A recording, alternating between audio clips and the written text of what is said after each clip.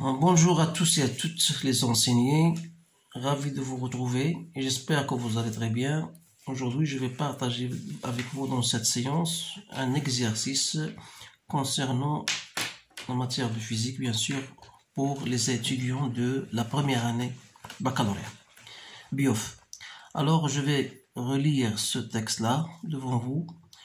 Vous essayez bien sûr de stopper la vidéo et vous allez lire les questions posées et vous répondez par la suite. Donc, on considère un solide S ponctuel de masse M, 0,5, qui se déplace sur un rail ABCD d'une portion AB, rectiligne de longueur AB égale 4 fois R, et d'une portion circulaire BCD, voilà, de rayon 0,5. On vous donne d'état et on vous donne G. On considère le plan passant par le point C comme état de référence. Alors, ça veut dire quoi? Ça veut dire que l'énergie potentielle à tout point passant par C égale à 0. C'est-à-dire que la constante C égale à 0. Voilà l'importance de cette considération. Alors, on lâche le solide sans vitesse initiale, c'est-à-dire de la vitesse en A égale à 0, et arrive au point B avec une vitesse B. Voilà. On considère que les frottements sont négligeables, et on va après, bien sûr, supposer que les frottements ne sont pas négligeables. Alors là, après la lecture de ce sujet, premièrement, montrer que ZA égale 1 est égal à R facteur de 1 plus 4 sin de θ moins cos de θ. Alors, je vais vous mettre au courant que ce sujet-là, que les étudiants même en sciences maths peuvent bien sûr affronter bien sûr ce genre de questions. Alors, tous les étudiants sont concernés soit sciences maths, soit première année baccalauréat BIOF. Alors, pour montrer que ZA égale à ça, donc ZA c'est quoi? C'est l'altitude. Donc, je peux mettre, voilà, ZA, c'est cette distance-là. Alors, je peux la partager en deux, c'est-à-dire en deux distances. La première, je l'appelle H1, et ça, c'est H2. Alors, je vais dire quoi?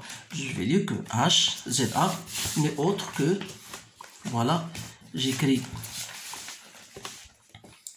donc, ZA égale à H1 plus H2.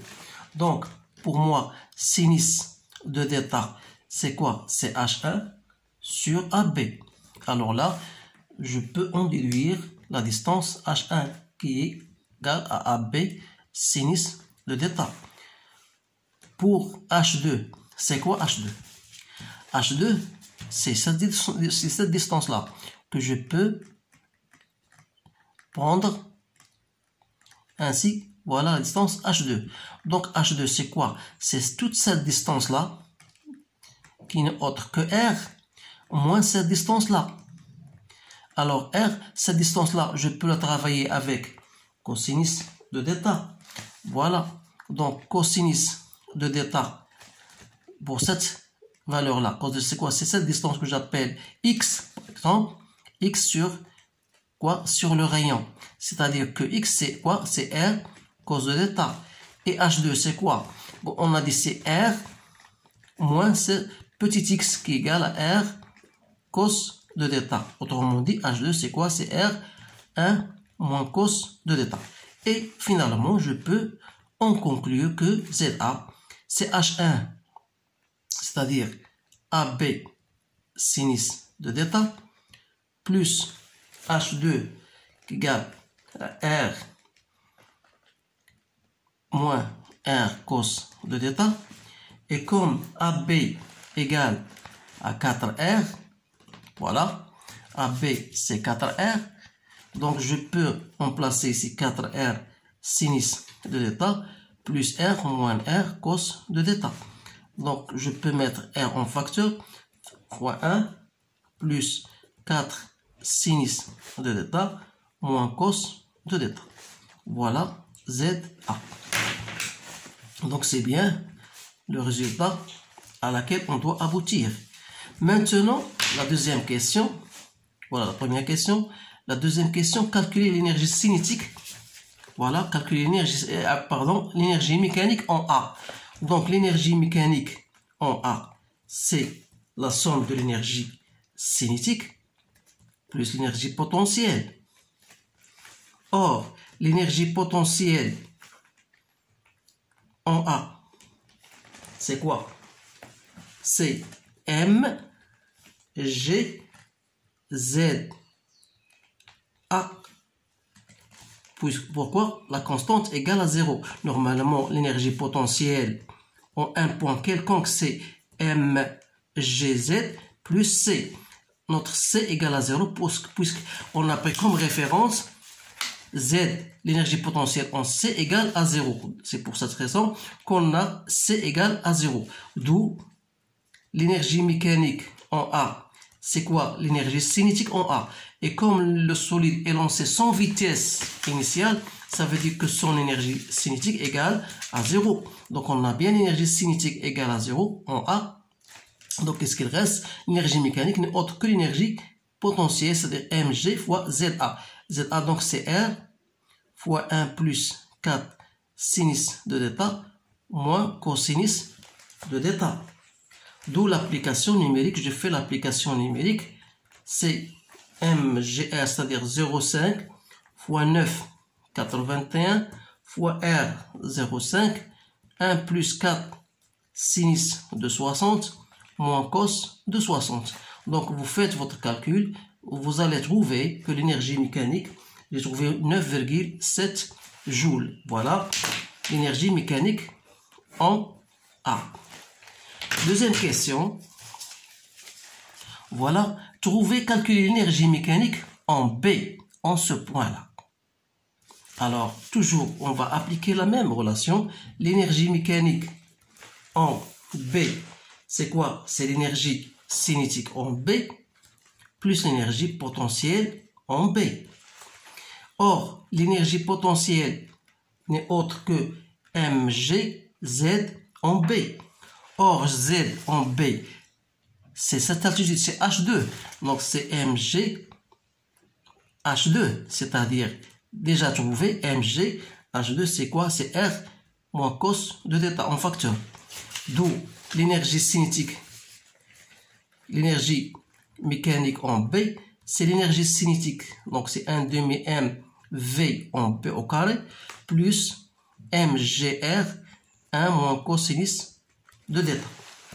Voilà l'énergie mécanique en B. Donc, il vous reste seulement de faire votre calcul. L'énergie mécanique en B, j'ai trouvé donc 0,5 au carré, ou 5,82 au carré, plus 0,5, 9,81, 0,5, 1 moins 0,5. Donc, j'ai trouvé 9,7 joules. Voilà. Ça, c'est la troisième question. Maintenant, quatrième question. Comparer l'énergie mécanique en A et l'énergie mécanique en B. Donc, qu'est-ce que vous remarquez? Vous remarquez que l'énergie mécanique en A égale l'énergie mécanique en B. Ça veut dire quoi? On dit qu'il y a conservation de l'énergie mécanique.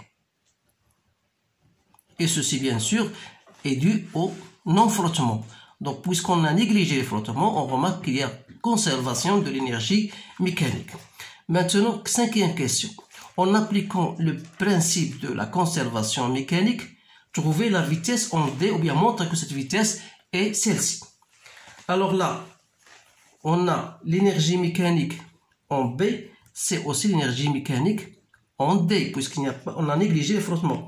D'où, ça veut dire que l'énergie cinétique plus l'énergie potentielle, c'est quoi? L'énergie mécanique en B, c'est l'énergie cinétique en B plus l'énergie potentielle en B. Égale à quoi? L'énergie cinétique en D plus l'énergie potentielle en D. Donc, ou plutôt, comme on a dit que l'énergie mécanique en B, c'est aussi l'énergie mécanique en A,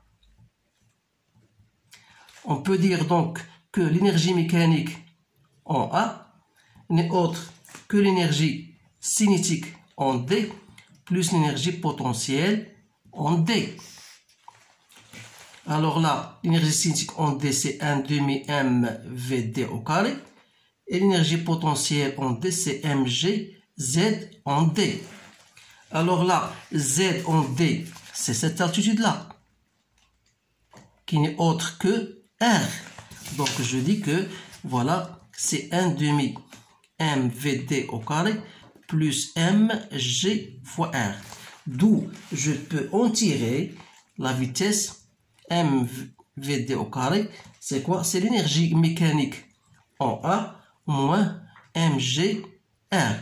Soit disant, d'où je peux tirer la vitesse de D, c'est quoi? C'est 2 fois, je multiplie tout ça par 2 fois l'énergie mécanique en A, moins mgr, le tout se divise par quoi? Se divise par la masse m, mais en racine. C'est bien le résultat qu'on nous demande de prouver. Voilà la vitesse en D. Maintenant, on passe en grand 2. Qu'est-ce qu'on nous dit en 2? En réalité, le solide arrive en B avec une autre vitesse, qui n'est pas la première, qui est 5,82, mais il arrive avec une vitesse 4 mètres par seconde. Donc, vous remarquez bien que la vitesse en P' est inférieure à la vitesse en P. Ça veut dire quoi? Ça veut dire qu'il y a un frottement. C'est ça pour cette raison, à cause des frottements qui sont représentés par une force F considérée d'intensité constante et de sens opposé. Alors là, calculer la valeur de l'énergie perdue sous forme de chaleur entre A et B. Entre A et B. Bien sûr, cette question-là, c'est à partir de la variation de l'énergie mécanique, on sait que égale à cette chaleur perdue. Donc, c'est l'énergie mécanique en B moins l'énergie mécanique en A.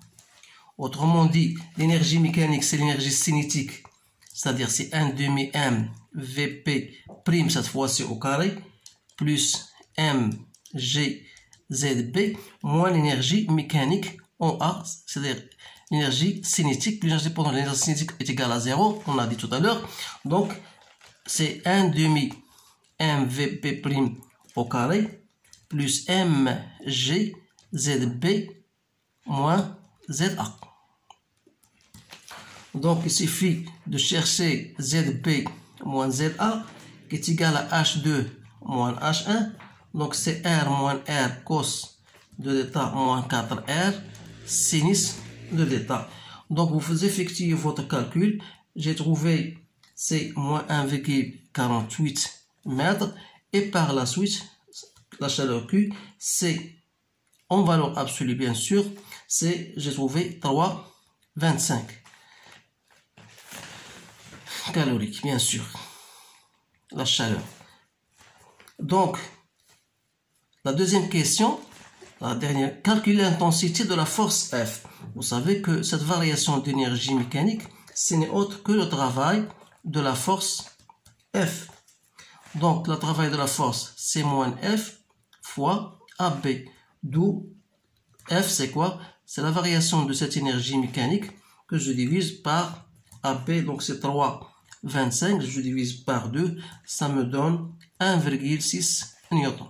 Voilà tout ce qu'il y a dans ce problème-là. C'est un problème qui englobe, bien sûr, le fait de trouver comment, on vous dit comment trouver, il faut savoir comment trouver l'énergie mécanique, l'énergie cinétique, comment utiliser le travail, ou bien le théorème de la conservation de l'énergie mécanique pour en déduire, bien sûr, l'intensité du coefficient de frottement. Alors, je vous remercie de votre attention et à bientôt.